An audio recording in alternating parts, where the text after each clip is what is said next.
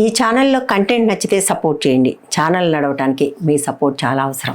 మిత్రులారా, ఒక దేశపు సైన్యాలు మరొక సర్వసత్తాక దేశంలో అక్రమంగా ప్రవేశించి ఆ దేశపు అధ్యక్షుడి రాజప్రాసాదంలోకి ప్రవేశించి ఆ అధ్యక్షుడిని అతని సతీమణిని అరెస్టు చేసి తమ దేశానికి తీసుకుపోవచ్చునా? ఇది అంతర్జాతీయ న్యాయ సూత్రాలు ఒప్పుకుంటాయా? నాగరిక నియమాలు ఒప్పుకుంటాయా? కానీ అమెరికా ప్రభుత్వం డొనాల్డ్ ట్రంప్ నాయకత్వంలో దుడ్డున్నవాడిదే బర్రె అనే సామెతను నిజం చేస్తూ ప్రపంచ దేశాల మీద దాడులు చేస్తూ ఉంది. అమెరికా ఇవాళ ట్రంప్ నాయకత్వంలో మాత్రమే కాదు, గత 7-8 దశాబ్దాలుగా ఇట్లా ఇతర దేశాలలో జోక్యం చేసుకుంటూ ఉన్నది. ఇప్పుడు రిపబ్లిక్ ఆఫ్ వెనిజులా అనే సర్వసత్తాక దేశం, లాటిన్ అమెరికా దేశం, నిజానికి దక్షిణ అమెరికాను లాటిన్ అమెరికాను తన పేరడని లాటిన్ అమెరికాలో ఉన్న వనరులన్నీ తనకే దక్కాలని అమెరికా పాలకులు దశాబ్దాలుగా భావిస్తున్నారు.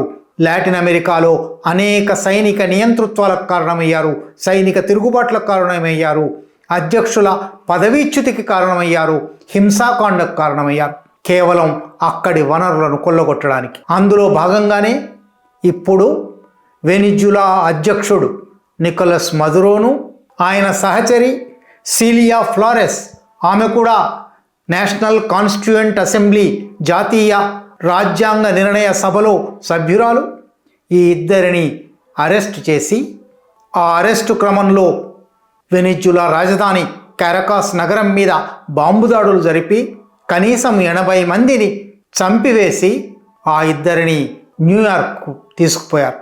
న్యూయార్క్లో వాళ్ళు నేరస్తులుగా, వాళ్ళను నిందితులుగా చూపుతూ న్యూయార్క్ డిస్ట్రిక్ట్ కోర్టులో సోమవారం ప్రవేశపెడతారు అని కూడా అంటున్నారు.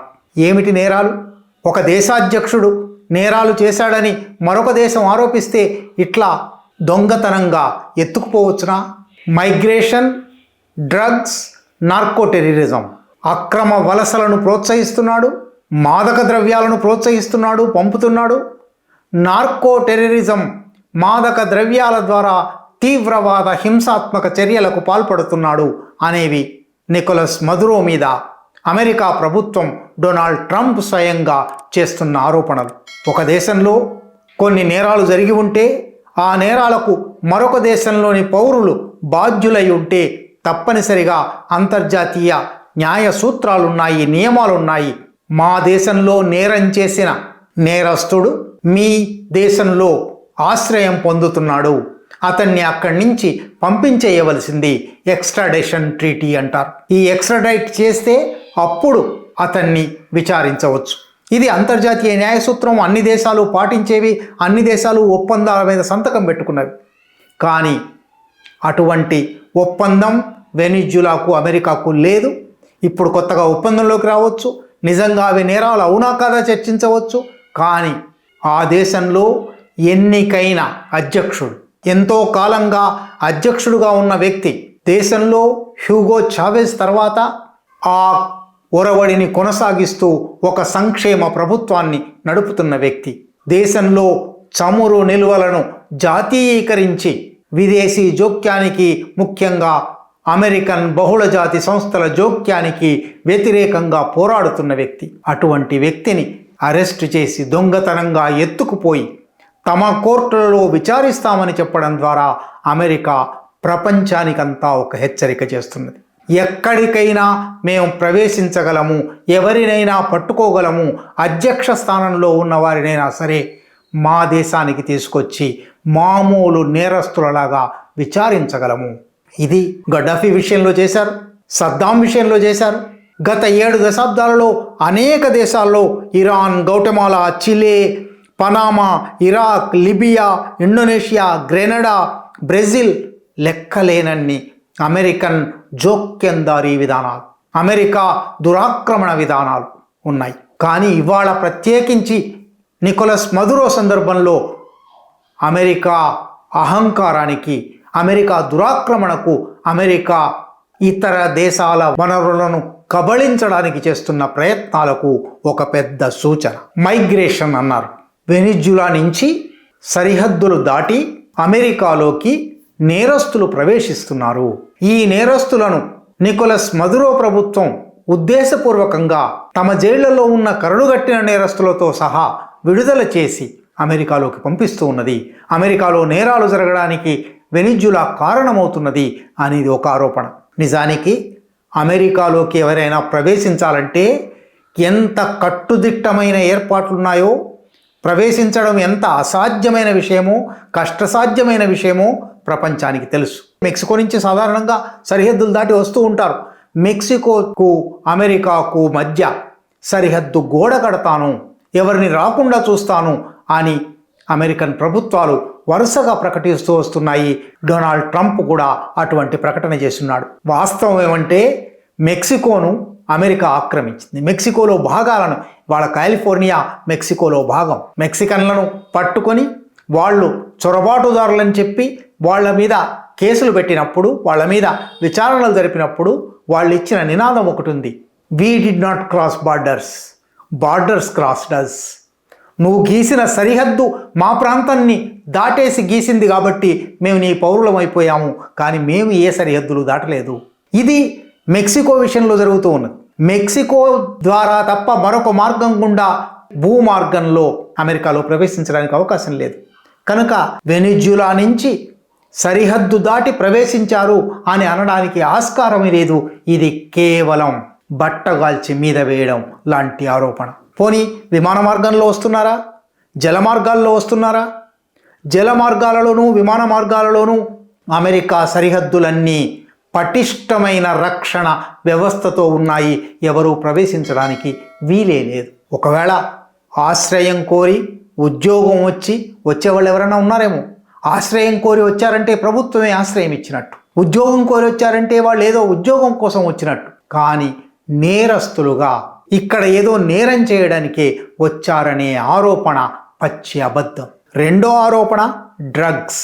ప్రపంచంలోకెల్లా అతిపెద్ద డ్రగ్ ట్రాఫికర్లలో ఒకరు నికోలస్ మదురో అని స్వయంగా డొనాల్డ్ ట్రంప్ అన్నాడు. ఆయన మీద గతంలోనే వెనిజులా అధ్యక్షుడుగా ఎన్నికైన తర్వాత కూడా ఆయనను పట్టుకొని తెచ్చి మాకు అప్పగించిన వారికి $50 మిలియన్ రివార్డ్ ఇస్తాము అని కూడా ప్రకటించారు. నిజానికి అమెరికన్ యువతను తప్పుదారి పట్టించడానికి వెనిజులా నికోలస్ మదురో ఉద్దేశపూర్వకంగా మాదక ద్రవ్యాలు పంపుతున్నారు అన్నారు. అమెరికన్ సమాజం హింసాత్మక ఆయుధాలనే, తుపాకులనే విచ్చలవిడిగా అనుమతించే సమాజం. డ్రగ్స్ అక్కడ వెనిజులా పంపవలసిన అవసరం లేదు. ఎప్పటి నుంచో మాదక ద్రవ్యాల వినియోగం, మాదక ద్రవ్యాల ఉత్పత్తి, మాదక ద్రవ్యాల పంపిణీ కొనసాగుతూ ఉన్నాయి. దానికి వెనిజులా ఒకవేళ కారణం అయ్యి ఉంటే, వెనిజులా నుంచి 1%, 5%, 10% మాదక ద్రవ్యాలు అమెరికాలో ప్రవేశించి ఉంటే వాటిని అడ్డుకోవడానికి అమెరికన్ ప్రభుత్వానికి పూర్తి అవకాశం ఉంది. వెనిజులా నుంచి మాదక ద్రవ్యాలు వస్తున్నాయి కాబట్టి వెనిజులా అధ్యక్షుడిని శిక్షించగలము అనే ఒక దుర్మార్గమైన తర్కం ఉపయోగించి ఇవాళ నికోలస్ మదురోను అరెస్ట్ చేశారు. మూడోది నార్కో టెర్రరిజం. నిజానికి ప్రపంచంలో టెర్రరిస్ట్ అని పిలవగలిగిన రాజ్యం ఏదైనా ఉన్నదంటే అది అమెరికా. 1953లో ఇరాన్ మీద దాడి చేసినప్పటి నుంచి, లేదా 1945లో హిరోషిమా నాగసాకిల మీద అనవసరంగా బాంబు వేసి లక్షలాది మంది ప్రజలను బలిగొన్న నాటి నుంచి అమెరికన్ పాలక వర్గాలను మించిన టెర్రరిస్టులు ప్రపంచంలో లేరు. నార్కో టెర్రరిస్టులు వాళ్లే. మిలిటరీ ఇండస్ట్రియల్ కాంప్లెక్స్ అనే ఒక కాంప్లెక్స్ను నిర్మాణం చేసి దాని ద్వారా పారిశ్రామికంగా, ఆర్థికంగా, వాణిజ్యపరంగా, సైనికంగా ప్రపంచాన్ని టెర్రరిస్టుగా పట్టి పీడిస్తున్నది అమెరికా. వాళ్ళు ఇవాళ వెనిజులా అధ్యక్షుడి మీద ఈ ఆరోపణ చేస్తున్నారు. కానీ వాస్తవాలు ఏమిటి? ఎందుకు నికోలస్ మదురో మీద, లేదా నికోలస్ మదురో కన్నా ముందు వెనిజులాను పాలించిన హ్యూగో చావెజ్ మీద అమెరికాకు కోపం ఉంది. హ్యూగో చావెజ్ ఐక్యరాజ్య సమితి సమావేశాలలో మాట్లాడడానికి న్యూయార్క్ వచ్చి, ఇక్కడ నాకు గంధకం వాసన వస్తున్నది అన్నాడు. గంధకపు దేశం అది, తుపాకీ మందు దేశం అది, హింస దేశం అది, టెర్రరిస్టు దేశం అది. అప్పటి నుంచి హ్యూగో చావెజ్ వెనిజులాను అమెరికా పెరడు కాదు, అమెరికా తన అవసరాల కోసం, తన ప్రయోజనాల కోసం వెనిజులా వనరులను కొల్లగొట్టడానికి వీల్లేదు అని వాదించాడు. ఎన్నో చర్యలు తీసుకున్నాడు. హ్యూగో చావెజ్ మరణానంతరం నికోలస్ మదురో ఆ పదవిలోకి వచ్చి అదే వారసత్వాన్ని కొనసాగిస్తున్నాడు. అమెరికాకు అదే కోపం. ఆ కోపం కన్నా మించిన ఆర్థిక ప్రయోజనాలు కూడా ఉన్నాయి. వెనిజులా ప్రపంచంలోనే అతి ఎక్కువ చమురు నిల్వలు ఉన్న దేశం. సౌదీ అరేబియాని చాలా సాధారణంగా చెప్పుకుంటాం. సౌదీ అరేబియా కన్నా కూడా ఎక్కువ చమురు నిల్వలు ఉన్న దేశం వెనిజులా. ప్రపంచ చమురు నిల్వలలో 17 నుంచి 20% ఒక్క వెనిజులాలోనే ఉన్నాయి. ఒక్క దేశంలో అంత అపారమైన చమురు నిల్వలు ఉండడం అసాధారణమైన విషయం. కానీ ఆ చమురు లేకపోతే అమెరికన్ ఆర్థిక వ్యవస్థ నడవదు. ఆర్థిక వ్యవస్థ కుప్పకూలిపోతుంది. ఆ చమురు ఎక్కడ దొరికిన చమురైనా సరే, అది గల్ఫ్ చమురు కావచ్చు లేదా వెనిజులా చమురు కావచ్చు, తనకే కావాలి. పాత తెలంగాణ పల్లెల్లో చెప్పిన ఒక సామెతలాగా, ఏ ఇంట్లో కోడి కూసినా దొరవారి ఇంట్లో తెగవలసిందే. ఏ ఇంట్లో పెట్రోల్ ఉన్నా, ఏ దేశంలో పెట్రోల్ ఉన్నా అమెరికాకు చెందవలసిందే, అమెరికాకు చేరవలసిందే. ఏ దేశంలో ₹1 మోగినా అది అమెరికన్ బహుళజాతి సంస్థల ఖజానాలకు చేరవలసిందే. ఇది అమెరికా లెక్క. అందువల్ల ఇంత విలువైన చమురు నిక్షేపాలను వెనిజులా హ్యూగో చావెజ్ లేదా అంతకు ముందు నుంచి కూడా 1970ల నుంచి జాతీయీకరణ ప్రయత్నాలు జరుగుతున్నాయి. హ్యూగో చావెజ్ పాలనా కాలంలో పూర్తి స్థాయి జాతీయీకరణ జరిగింది. పెట్రోలియోస్ డి వెనిజులా అనే ఒక ప్రభుత్వ రంగ సంస్థను PDVSA అంటారు ఏర్పరిచారు. ఈ PDVSAకు దేశంలోని చమురు మీద గుత్తాధిపత్యం ఇచ్చారు. గుత్తాధిపత్యం మామూలు సందర్భాల్లోనైతే వ్యతిరేకించవలసిందే, కానీ ఈ చమురు గుత్తాధిపత్యం నుంచి వచ్చిన నిధులను వెనిజులాలో ప్రాథమిక విద్యకు, ప్రాథమిక వైద్య ఆరోగ్య సౌకర్యాలకు, రవాణా సౌకర్యాలకు, ప్రజా సంక్షేమానికి ఖర్చు పెట్టారు. విదేశీ బహుళజాతి సంస్థలు ఈ చమురు మీద కన్ను వేయడానికి వీల్లేదు అని హెచ్చరించారు. ఇప్పటికీ నిజానికి PDVSAతో సహకరిస్తూ షెవ్రాన్ అనే అమెరికన్ బహుళజాతి సంస్థ వ్యాపారం సాగిస్తూనే ఉంది. కానీ కేవలం వ్యాపారం కాదు, మొత్తంగా ఆ వనరులన్నీ తమకే కావాలి. అందుకోసం తమ అనుకూలమైన ప్రభుత్వం ఉండాలి. తమకు ప్రతికూలంగా ఉండే ప్రభుత్వం ఉంటే ఆ ప్రభుత్వాన్ని కూలదోస్తాము. మొన్నటికి మొన్న హ్యూగో చావెజ్ మీద ఎప్పుడో కుట్ర చేసి ఆ కుట్ర కేసులో విచారించబడిన వ్యక్తికి నోబెల్ బహుమతి ఇచ్చి, ఆ వ్యక్తిని రేపు తమకు అనుకూలమైన ఆమె మీద మనం ఒక వీడియో చేశాం. ఆమె వెనిజులన్ పౌరురాలైనప్పటికీ వెనిజులా వనరులను అమెరికా కొల్లగొట్టుకుపోవచ్చు అని వాదిస్తూ ఉన్నది. ఆమె నేతృత్వంలో ప్రభుత్వం ఏర్పరిచి వెనిజులా చమురు నిల్వలను అమెరికా కొల్లగొట్టడానికే మదురోను కూలదోయడం జరిగింది. రెండో అంశం, ఆయన అమెరికాకు వ్యతిరేకంగా ఇతర దేశాలను కూడా కూడగడుతూ ఉన్నాడు. రష్యాకు, చైనాకు దగ్గరవుతూ ఉన్నాడు. బ్రిక్స్ ఇంకా అభివృద్ధి చెందాలి, బ్రిక్స్ అమెరికాకు ధీటుగా నిలవాలి అని ప్రయత్నం చేస్తూ ఉన్నాడు. కనుక నికోలస్ మదురో తన చమురు నిలువల శక్తి వల్ల శక్తివంతమైన దేశంగా మారి అమెరికాకు వ్యతిరేకమైన ఒక కూటమిని నిర్మిస్తుందేమో. అందువల్ల దాన్ని జరగకుండా చేయాలి అమెరికా కోరిక. అది మూడో కారణం, డీడాలరైజేషన్ అంటారు. ఇవాళ ప్రపంచ వాణిజ్యంలో, అంతర్జాతీయ వాణిజ్యంలో డాలర్దే పైచేయి. డాలరే ఏ దేశానికి మరే దేశానికి మధ్య వాణిజ్యానికైనా కీలకం. కానీ ఎందుకు డాలర్ కావాలి? అమెరికా ఆధిపత్యం ఎందుకు కొనసాగాలి? అన్ని దేశాలు తమ తమ ద్రవ్యమానాన్ని, తమ తమ కరెన్సీలను తమ వాణిజ్యానికి వాడవచ్చు కదా. డీడాలరైజేషన్ చేయడం ద్వారా అమెరికా కోరలు తీయాలి. అమెరికా తన బలమని ఏమనుకుంటుందో ఆ బలాన్ని తగ్గించాలి అనే ఒక ప్రయత్నం ప్రపంచ దేశాలు చాలా చేస్తున్నాయి. నికోలస్ మదురో కూడా డీడాలరైజేషన్ ప్రయత్నాలలో ఉన్నాడు. ఈ అన్ని కారణాల వల్ల నికోలస్ మదురోను ఇవాళ నేరస్తుడిగా ఒక అబద్ధపు కేసులో అమెరికన్ కోర్టులో నిలబెడుతున్నారు. ఇవాళ మనం భారతదేశంలో మాట్లాడుకునేటప్పుడు ఒక ఊహాత్మకమైన పరిస్థితి మీ దృష్టికి తెస్తాను. మనం ఇదివరకు చాలాసార్లు మాట్లాడుకున్నాం.